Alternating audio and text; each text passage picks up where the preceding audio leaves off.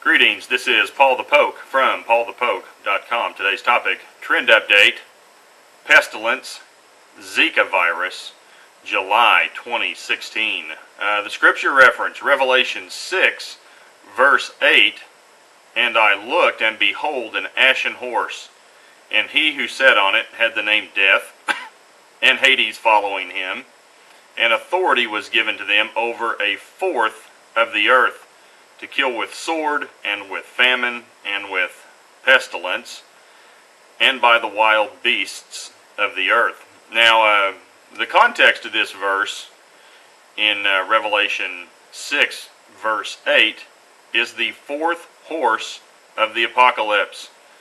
The Antichrist is the first on the white horse.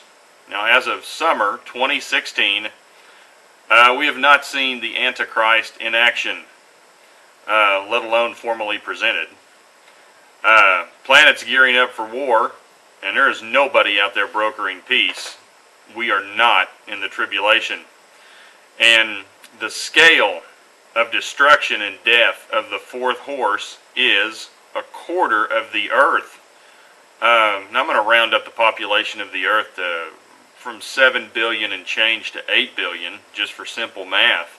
That would mean a quarter would be 2 billion people impacted. So 2 with 9 zeros impacted. War and famine would be rampant. Animals would be turning to humans for food. We're not in the tribulation. I mean, we're just not there. If 2 billion people were being impacted, can you imagine what would be going on right now? Now, so here we are, 2016, Zika virus. World Health Organization declared a health emergency in February of this year. And Brazil appears to be the center for this disease with the mosquitoes, and the Olympics start next week. That'll be fun.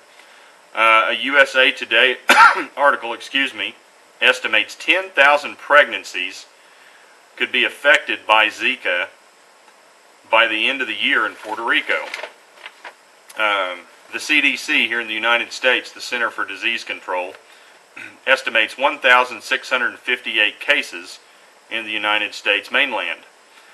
And so here we are, late July 2016, and the Zika virus is now in Miami, Florida, and it appears that Zika is being transmitted by mosquito to person. Previously, the virus has been reported to be transferred by travelers to affected areas, and then also sexual contact with an infected person. Blood donations have been stopped in Miami for now. I'm sure you've seen some of the side effects of this disease process. Women pregnant with children, their newborns, are affected by the virus. They're born with small heads or microencephaly. And there also appears to be a link between Zika and Guillain-Barré syndrome. And it's what that is when the immune system attacks the nerves, and it results in temporary paralysis. Now, all that said, the CD says, do not worry.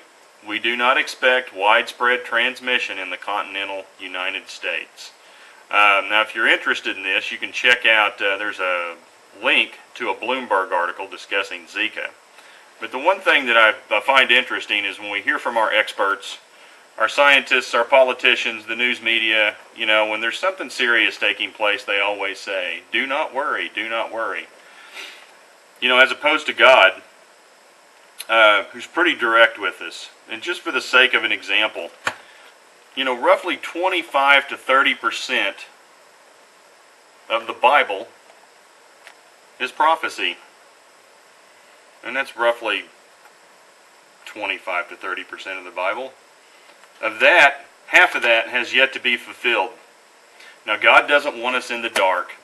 He tells us, now things are ultimately going to be good when we get all this nonsense and evil and disease and pestilence and war and, the list goes on when it gets eradicated. Now, it'll be rough getting there, but eventually peace will reign. God's very direct. He tells us to prepare. Which brings me to my last point. There was a big to do here. World was going to end yesterday, July 29. I'm still here on the 30th. I suspect the rest of you guys are as well. When the four horsemen do arrive, it will only be the beginning, and one will not have to ask the question, are we in the tribulation? So if you're interested in these topics, please feel free to check out paulthepoke.com, keyword Zika, trend update, pestilence. Thanks for listening. Take care. Bye.